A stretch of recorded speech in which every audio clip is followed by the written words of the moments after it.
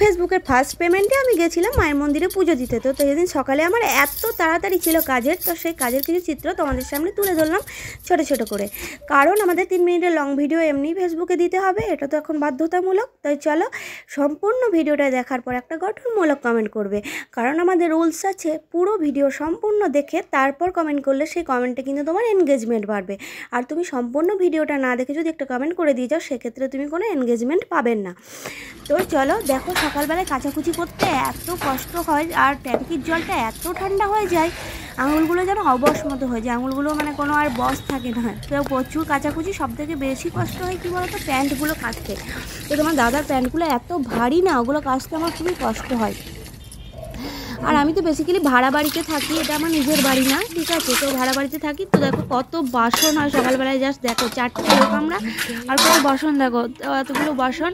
তার সাথে গোলু আমাকে বলছে, মা আমার টিফিন বক্সটা ভেঙে গেছে, আমাকে টিফিন বক্স কিনে দিতে হবে। আমি বলছি কেন, কী করে ভাঙলো?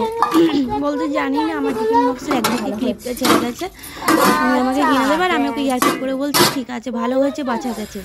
তো দেখো বাসনগুলো আমি এরকমভাবে পরিষ্কারভাবে ধুয়ে নিই আগে জল দিয়ে, তারপর আমি সাবান দিয়ে মাজি, কারণ আমার এঁঠো লেগে থাকলে বাসন মাজতে একদমই ভালো লাগে না।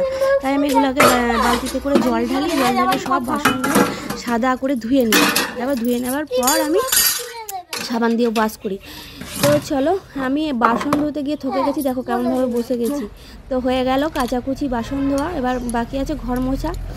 তারপর সব কিছু করে নিয়ে আমি চলে আসলাম ঠাকুরের প্রসাদ খেতে যাবো বলে। তো সেখানেই যাচ্ছিলাম বাজারের ভিতর দিয়ে। তো বাজারের কিছু চিত্র তোমাদের সামনে তুলে ধরলাম। এটা আমাদের হাট, ঠিক আছে। এখানে হাটটা বসে বৃহস্পতি আর রবিবার। আর তোমাদের কোন কোন বারে বসে অবশ্যই জানাবে। এটা খুবই বড় হাট। আর আমি তো দুপুরবেলার দিকে এসেছি, আমি ঠাকুরের প্রসাদ খেতে যাচ্ছিলাম দুপুরবেলার দিকে, তাই হাটটা দেখো অনেক উঠেও গেছে, একটু একটু আছে হালকা হালকা। এখানে কিন্তু সন্ধ্যা পর্যন্ত হাট থাকে। আর আমি এখানে দেখলাম যে দুপুরের দিকে এসেছি বলে অনেক অনেক সবজিও কম দাম ছিল। তো আমি আর থাকতে না পেরে কিছু সবজি কিনেই ফেললাম।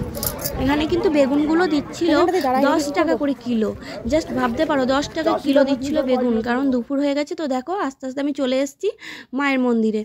তো আমি পুজোটা দিয়ে দিলাম ফাইনালি। আর মন্দিরটা দেখো কত সুন্দর, মন্দিরের চারপাশটা দেখো, জাস্ট ওয়াও একটা পরিবেশ, দেখলেই মনে হবে যেন এখানে চুপচাপ বসে থাকি।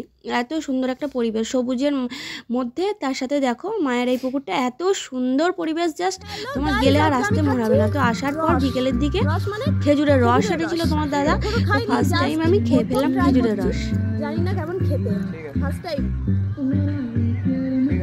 দেখি কেমন খেতে, দাঁড়াও বলছি। একটুটুকু ভালো না, কেমন একটা গন্ধ। আমি একটু করে হালকা করে জাস্ট নিয়েছি, একদমই বাজে খেতে। কে কে খেয়েছো জানাবে, আর কার কার ভালো লাগে জানাবে। আমার তো একদমই ভালো লাগলো না, একদমই ভালো ছিল না। দেখো আমার মুখটা দেখে বুঝতে পারবে। গন্ধটা আরো কাটবে।